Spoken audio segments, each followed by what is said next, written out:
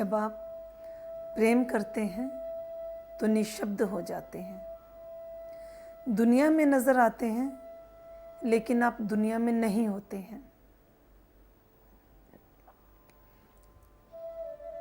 अकेले चलते हैं लेकिन भीड़ का एहसास आपके मन में भरा रहता है। कहीं भी आप अकेले नहीं होते। एक अजीब सा हाल, एक अजीब सी दीवानगी कि हर समय मस्ती छाई है, खुशी का माहौल है। दुनिया आपका हाल देख के हैरान है और पूछती है कि भाई क्या हाल है। अब हाल ये है कि हाल बेहाल है, कुछ कहते ही नहीं बनता। कितने बड़े तीरंदाज, कितने बड़े सूरमा और आज घायल पड़े हैं।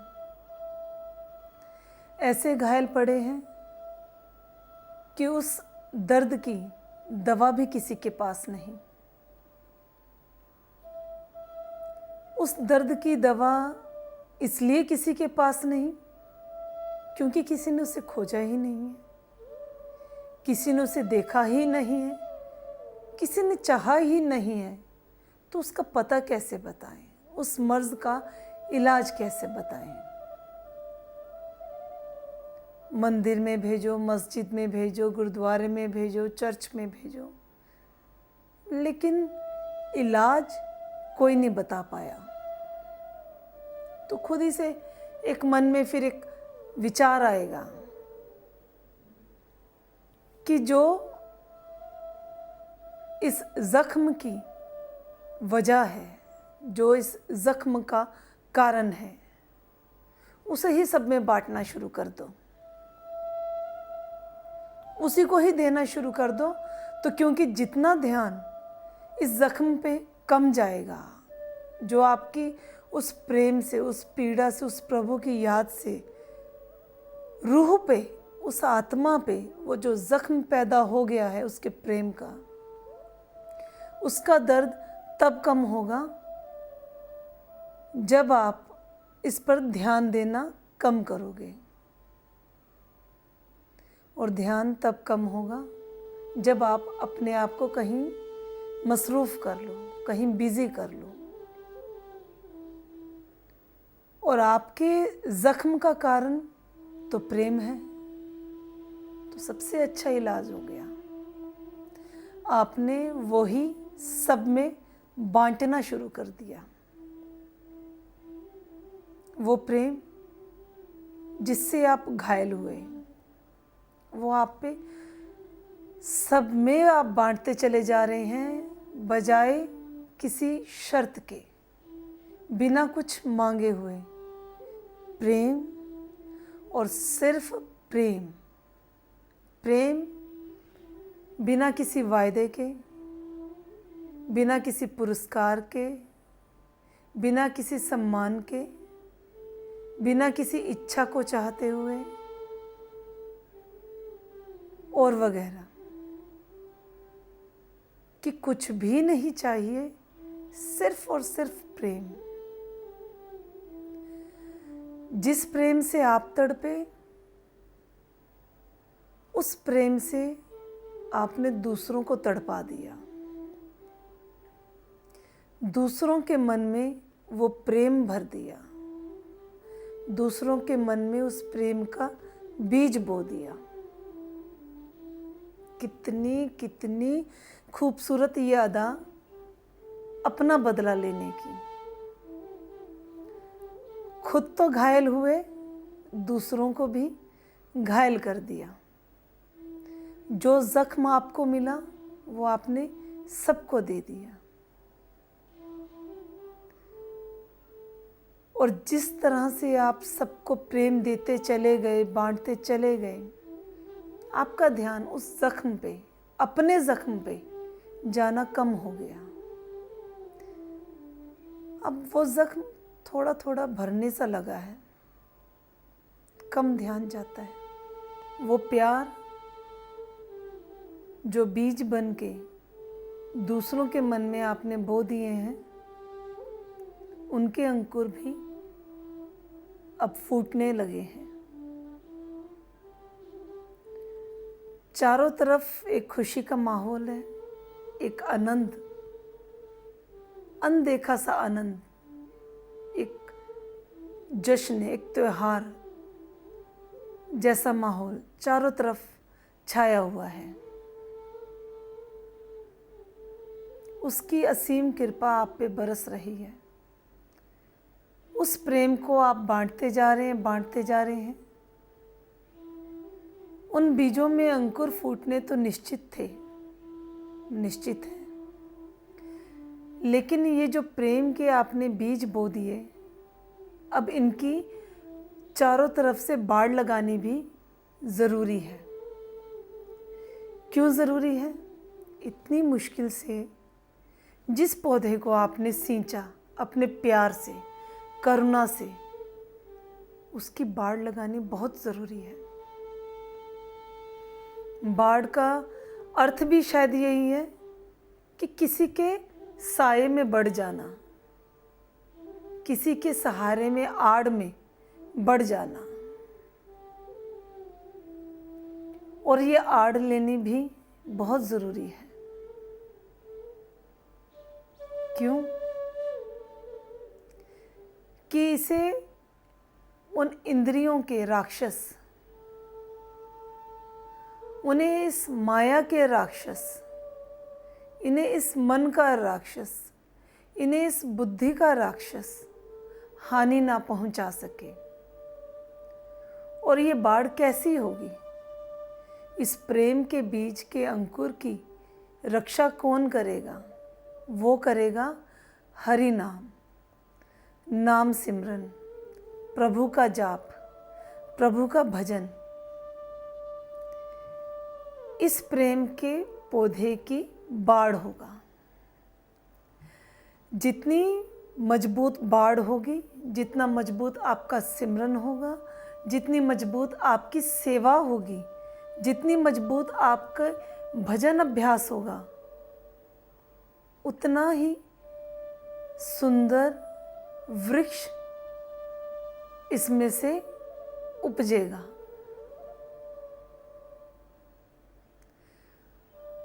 उस हरि नाम के सिमरन की बाड़ लगाते हुए उस अंकुर में से छोटे से पौधे निकले और देखते देखते वृक्ष बन गए, छायादार, भरे हुए प्रेम के वृक्ष, जिसके नीचे कई रूहानी जिज्ञासुओं को शांति मिलेगी। और ये जितने प्रेम से आपका वृक्ष लगाया हुआ होगा, उतना ही फलदायी होगा। लोग इस पर कितने भी पत्थर मारें, कितने भी पत्थर मारें, बड़े से बड़ा पत्थर मारें, लेकिन ये छाया देना ना छोड़ेगा। ये पत्थर वास्तविक असली पत्थर नहीं इन्हें कहा जाएगा, वास्तविक तौर पे पत्थर नहीं होंगे, क्योंकि ये पत्थर होंगे आलोचनाओं के, विरोध के। ये लोगों की वो कटुता होगी आपके लिए उन पत्थरों के स्वरूप में।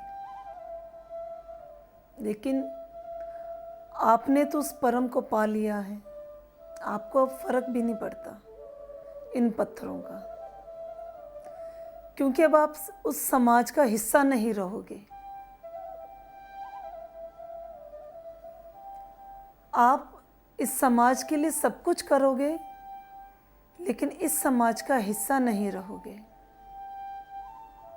करते ही चले जाओगे, बिना किसी अपेक्षा के, बिना किसी स्वार्थ के, प्रेम देते ही चले जाओगे। निश्चल धारा जैसा प्रेम देते ही चले जाओगे। और वो प्रेम आपका ईश्वरीय प्रेम होगा। आप उस परम में लीन हो जाओगे आप अपने अस्तित्व को भूल जाओगे और आपके चलने की तैयारी भी हो चुकी होगी। जीवन का एक पड़ाव आप पूरा करने जा रहे होगे अकेले, लेकिन दुनिया में अब आप उस प्रेमियों की भीड़ में होंगे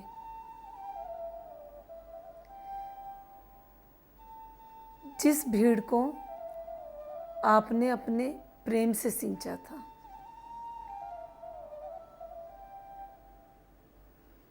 आप निकल पड़े अकेले अपने अनंत की यात्रा में, उस परम में लीन होने की यात्रा में, इस पड़ाव को पूरा करते हुए। दुनिया नहीं समझ पाएगी आपके इस प्रेम को। क्या बदला लिया आपने। खुद जिस जख्म से तड़पे,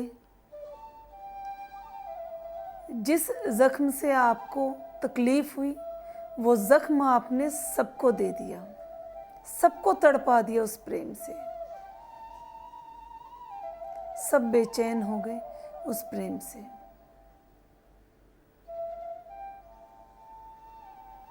उस पेड़ ने न छाया देनी छोड़ी, न फल देने छोड़े। उस पेड़ के नीचे फिर कोई बैठेगा, फिर उसका मन तड़पेगा, फिर उसे याद आएगी और आपसे पूछेगा कि हमें भी बताओ इस प्रेम का राज, हमें भी बताओ अपनी उस खुशी का राज।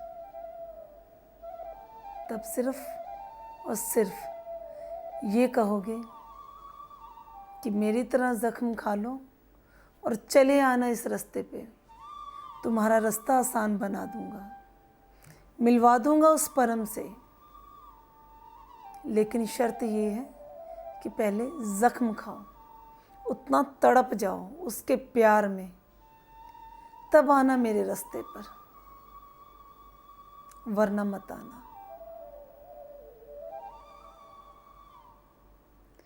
जब जब हवा चलेगी प्रेम की खुशबू महकेगी, महकेगी पूरी दुनिया, पूरा वातावरण आपके उस प्रेम से, और याद दिलाएगी आपके होने की। उस अनंत यात्रा में आप सिर्फ और सिर्फ प्रेम की भावना को बढ़ाते हुए लीन हो जाओगे, तो फिर उसी तरह से 5 तत्व के रूप में दुनिया को नजर आओगे। प्रेम अग्नि है, प्रेम जल है, प्रेम जीवन है, प्रेम खुशबू है, प्रेम समर्पण है और कुछ भी नहीं, और कुछ भी नहीं। प्रेम की रीत भी कितनी निराली है। जो समाज, जो दुनिया, जो परिवार आपको आपके जीते जी अपना ना सका, जिन लोगों ने आपको पागल कह के अपमानित किया, घर के दरवाजे बंद किए, जिन रिश्तेदारों ने आपसे मुंह मोड़ा, आपके प्रेम को स्वीकार नहीं कर पाए, लेकिन जब उस परमात्मा ने स्वीकार किया और जब आप उसमें लीन हो गए, तो ये सब खड़े हो गए आपको स्वीकारने के लिए। कहाँ परिवार के दरवाजे बंद हुए, कहाँ समाज के उस विशेष वर्ग के, उस इकाई के दरवाजे बंद हुए, फिर दुनिया ने आपसे मुंह मोड़ा, लेकिन आप कहाँ घबराए। आप तो पूरे ब्रह्मांड के वासी थे। आप जानते थे कि आप क्या हैं। अब आपको जिन जिन लोगों ने दुत्कारा, अपमानित किया, ये सब के सब आपको वापस अपनाने के लिए अपनी बाहें पसारे आपके स्वागत के लिए खड़े होंगे और आपसे अपना नाम जोड़ने की कोशिश करेंगे, आपको अपना हिस्सा बताने की कोशिश करेंगे। उस वक्त जब आप तड़प रहे थे, आपके उस प्रेम को किसी ने नहीं समझा। आपकी माँ ने नहीं समझा।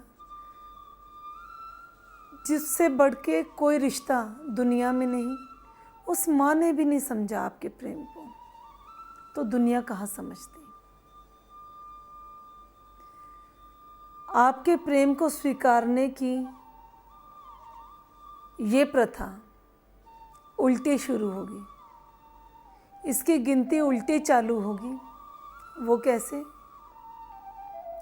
आपके प्रेम को पहले दुनिया मानेगी, दुनिया स्वीकार करेगी, फिर वो समाज का हिस्सा जिससे आप संबंधित हो, क्योंकि वो अभी भी उसी हिस्सों में बटा हुआ समाज आपसे अपना नेम टैग लगाने की कोशिश करेगा, आपको अपने वंशज होने की पुष्टि करेगा, आपको अपना बताने की कोशिश करेगा।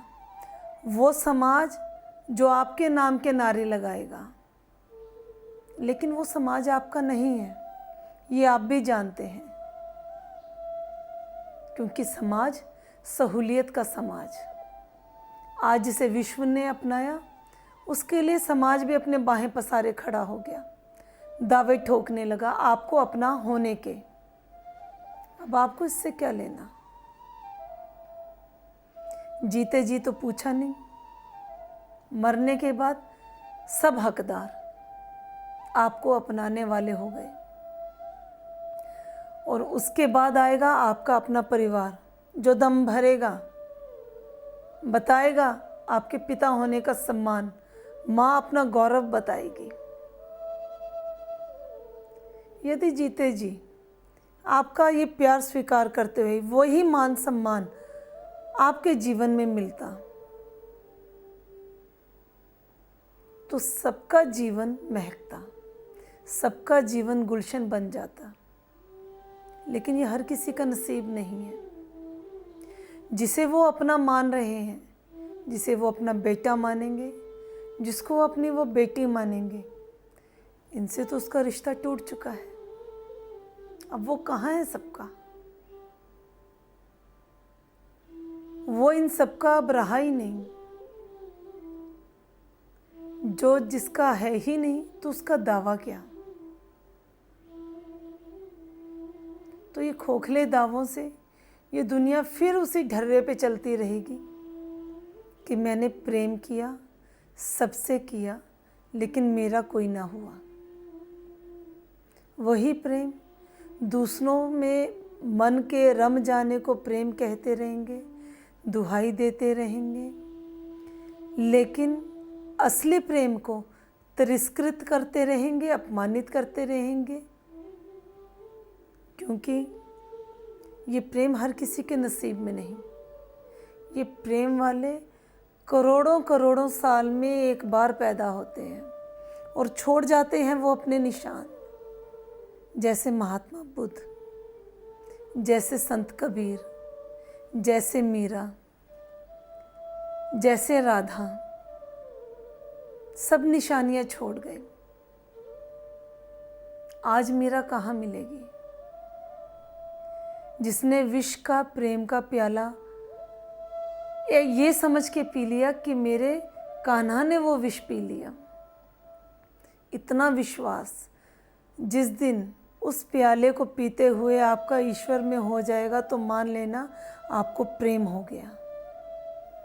हमारे आज के टीनेजर बच्चे जिस प्रेम को प्रेम कह रहे हैं, वो प्रेम नहीं है, वो एक भौतिक प्रेम है, एक फिजिकल लव है, एक वासना है, एक डिज़ायर है, जिसे वो प्रेम का नाम दे रहे हैं और भटक रहे हैं। उन बच्चों को आज के इस मटेरियलिस्टिक वर्ल्ड में प्रेम का अर्थ समझाना नेक्स्ट टू इम्पॉसिबल, बिल्कुल अपने आप में मुश्किल काम है। वो बच्चे, वो युवा वर्ग कैसे समझ पाएगा इस प्रेम को? उन्हें भी एकात्म चिंतन करवाने की जिम्मेवारी माता पिता से शुरू होती है। उस आत्मा में झांकने की जिम्मेवारी माता पिता की है। इस संस्कार को देने की जिम्मेवारी उस प्राथमिक इकाई की है, परिवार की है, समाज की है। क्योंकि अपने बच्चों के गुणों का विकास करना हमारा कर्तव्य है, हमारा फर्ज है। नहीं तो वो भी बेचारे उसी ढर्रे पे चलते हुए भटकते रहेंगे। मैं ये नहीं कह रही कि आप ईश्वरीय प्रेम करो, मैं ये नहीं कह रही कि आप मंदिरों में जाके घंटियां बजा के आप प्रेयर करो, लेकिन कम से कम इस पंच तत्व शरीर को एक मुट्ठी भर राख समझो। ये जब खत्म हो जाएगी तो आपका प्रेम भी खत्म हो जाएगा। प्रेम अमर होना चाहिए। किसी की शारीरिक सुंदरता को, किसी की भौतिक सुंदरता को आप प्रेम ना कहो। सिर्फ उसे पा लेना, सिर्फ उस खूबसूरत चीज़ को चाह लेना, आप उसे प्रेम की अभिव्यक्ति मत कहो। प्रेम के लिए ये ज़रूरी नहीं उसकी सुंदरता, उसका आउटर ग्लैमर, उसकी वैभवता, उसका ग्रैंडर, उसकी लग्जरी। क्योंकि आपके मन के अंदर बैठी एक सूक्ष्म स्वरूप है जिसे हम आत्मा कहते हैं।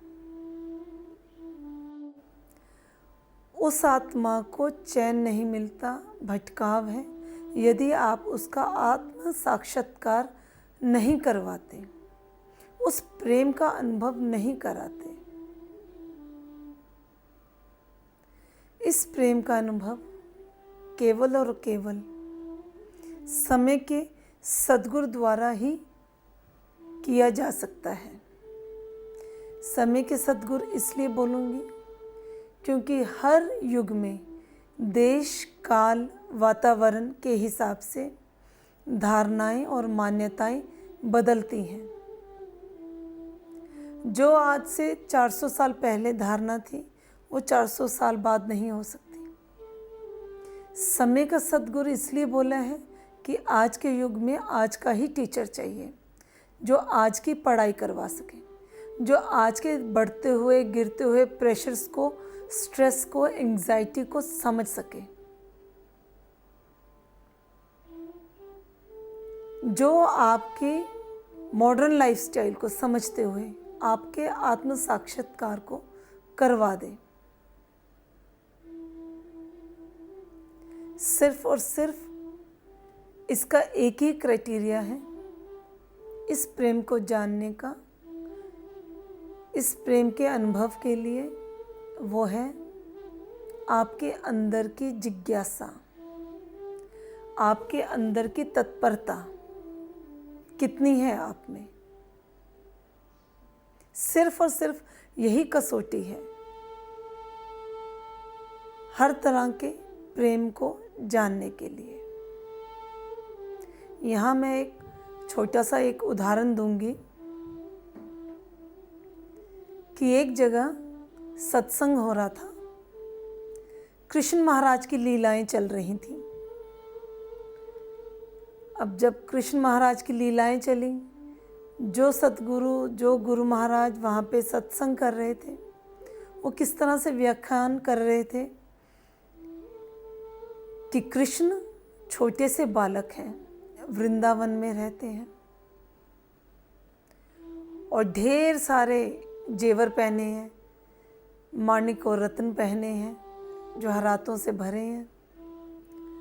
अब उस कथा के अंदर एक चोर भी बैठा था। अब उस चोर के मन में लालच आया कि यदि ये बच्चा मुझे मिल जाए तो मैं इसके सारे जेवर उतार लूँगा और मैं माला माल हो जाऊँगा। उस अबोध बालक को क्या पता कि उसके जेवर कौन ले गया। वो कृष्ण की कथा सिर्फ और सिर्फ उस बच्चे से जेवर किस तरह हासिल किए जाए इसके लिए सुनने लगा, क्योंकि वो वास्तविक रूप में मान चुका था कि कृष्ण कोई वास्तविक रूप में बच्चा है जो ढेर सारे जेवर पहनता है। उसकी जिज्ञासा, उसकी तत्परता, उस माया में वो इतना लीन था कि वो समझ ही नहीं पाया कि यहाँ ईश्वर का व्याख्यान हो गया, उनकी लीलाओं का वर्णन हो रहा है। इस जिज्ञासा में वो लीन हुए, वृंदावन पहुंच गए। अब ईश्वर का तो यही मानना है, उसकी तो यही कसौटी है कि मेरे लिए जिज्ञासा किस में ज़्यादा अधिक है। वो वहाँ पहुँचा और इस चीज़ से सबसे बड़ी हैरानी है कि उसे श्री कृष्ण महाराज के दर्शन भी हुए। श्री कृष्ण महाराज के उसे दर्शन हुए और वो उसे बहलाने लगा कि बालक, ये अपने जितने जेवर हैं ये आप मुझे दे दीजिए। लेकिन कृष्ण तो ठहरे कृष्ण। वो बोले कि नहीं, मैं आपको नहीं दूंगा, क्योंकि मेरी माँ नाराज़ होगी। अपनी माँ की नाराज़गी से बचने के लिए उन्होंने मना कर दिया। अब चोर तो ठहरा चोर, वो उससे बार बार प्रयत्न कर रहा है कि मुझे ये जेवर मिल जाए। उस पूरी प्रक्रिया में, उस पूरी प्रोसेस में वो चोर कृष्ण के नज़दीक आता जा रहा था। नज़दीकी बढ़ने से उसके मन की मलिनता कम होती जा रही थी, उसका मन उतना ही प्योर होता जा रहा था। मन के अंदर बैठी कुंठाएं जो उसके अचेतन मन में थी खत्म होने लगी। लोभ, लालच खत्म होने लगा। लालच खत्म होते होते होते चोर की आखिर में ये दया उस पर बरसी श्री कृष्ण भगवान की कि चोर अब कहता है कि अब मुझे कुछ नहीं चाहिए। तो श्री कृष्ण ने तुरंत अपने जेवर उतारे और उसे दे दिए। वो कहते अब ये नहीं चाहिए, सिर्फ तेरा नाम चाहिए।